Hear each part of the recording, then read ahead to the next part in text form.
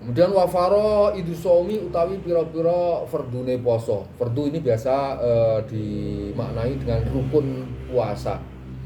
Arba'atu asya'a iku ana papat pira-pira suwiji-wiji. An-niyatu siji niat, wal imsaku lan imsak ngeker atau menahan diri anil akli sangking mangan, wasyurbilan ngombe, wal jima'i lan bersenggama, wa ta'amudul qai'i lan nejo muntah-muntah. Nah, kemudian setelah tadi kita bahas tentang syaratnya, maka kita bahas tentang rukun-rukunnya. Ya, kita tahu bahwa perbedaan antara syarat dan rukun.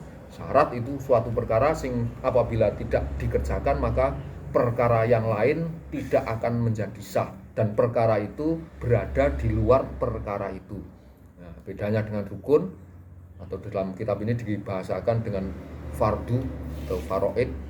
Nah, itu suatu perkara yang perkara lain menjadi tidak sah apabila tidak ada perkara itu, namun perkara itu berada di dalam perkara tersebut. Nah, itu yang pertama itu adalah dari keempat tersebut yang pertama adalah niat. Ya, ini berdasar dari hadis Nabi innamal a'malu binniyat. Ya, kalau kita bahas dari segi usulnya itu Imam Syafi'i, ya kita sebagai penganut mazhab Syafi'i, niat itu merupakan syarat dari sahnya niat. Sementara imam yang lain misalnya seperti Imam Malik mengatakan bahwa niat itu hanya sebagai penyempurna saja. Nah, ini bahasan ini akan kita bahas atau mungkin sudah dibahas dalam bab-bab sebelumnya. Nah, kemudian yang kedua adalah wal imsaku anil akli wasyurbi, menahan diri dari makan, minum dan bersenggama. Kemudian yang selanjutnya atau yang nomor 4 adalah sengaja untuk muntah, artinya dengan memasukkan jari ke mulut agar muntah, lah itu menjadi batal. Artinya ta'amudul koek itu artinya ketika tidak sengaja untuk muntah tapi tidak dibuat-buat, tidak disengaja, itu tidak membatalkan puasanya. Kemudian selanjutnya waladhi yuftiru bihi as-shaim. Waladhi utawi perkara yuftiru kang batal bihi kelawan aladhi sapa as-shaimu sapa wong kang puasa iku asyratu asya'a iku ana 10 pira-pira suwiji-wiji. Ma yo siji rupane barang wasola kang tumeka apa ma, tumeka amdan kelawan jarak, tumeka ilal jaufi maring jero. Jadi perkara yang dapat membatalkan puasa itu ada 10. Ya, 10 itu yang pertama adalah segala sesuatu yang masuk ke bagian dalam tubuh. Ya, itu baik melalui mulut ataupun melalui kuping, hidung dan selanjutnya ya dari lubang yang jumlahnya ada 9. Itu semuanya membatalkan puasa. Saya kira ini sudah maklum ya. Ini dengan amdan artinya ketika disengaja, artinya tidak sengaja, berarti ya lupa atau dipaksa, dicokol dan sebagainya. Nah, itu tidak batal, ya, tidak batal puasanya. Kemudian yang selanjutnya awiroksi atau masuk ke dalam kepala, yaitu ke dalam kepala itu ya termasuk tadi lewat telinga misalnya, itu masuk ke dalam kepala. Wal hufnatu lan nglebokake obat. Wal hufnatu lan nglebokake obat fi ahadisabila ini ing dalam salah sijine dalan loro. Nah, ini biasanya obat yang dimasukkan ke ubul atau dubur ya, ke anus ataupun ke alat kelamin. Ini biasanya yang saya tahu itu adalah alat kelamin, biasa bagi mereka yang punya ambien itu biasanya memasukkan, itu bisa membatalkan puasa.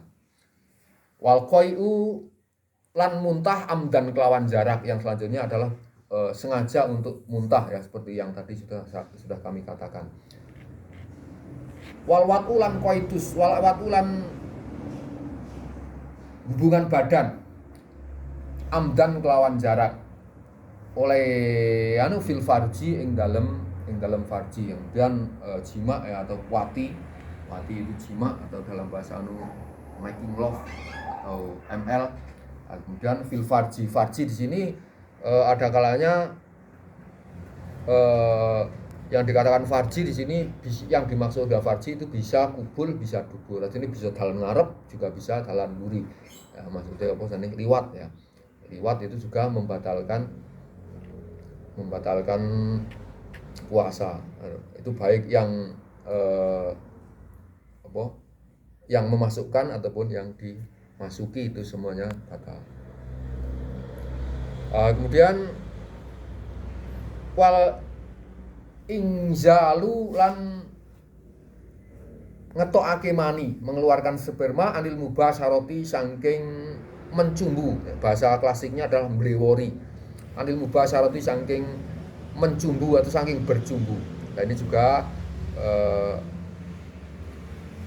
jadi inzal itu mubasyarah ini juga memasukkan termasuk onani ataupun masturbasi, ini juga membatalkan puasa itu. Terus selanjutnya adalah wal haid. Haid ini juga membatalkan puasa. Misalnya malam sudah niat, sudah sahur niat, kemudian di tengah hari haid, ya berarti otomatis menjadi batal. Begitu juga wan nifas. Wan nifas itu juga membatalkan ya, antara haid dan nifas itu ya hampir serupa modelnya juga. Kemudian selanjutnya wal junun atau gila.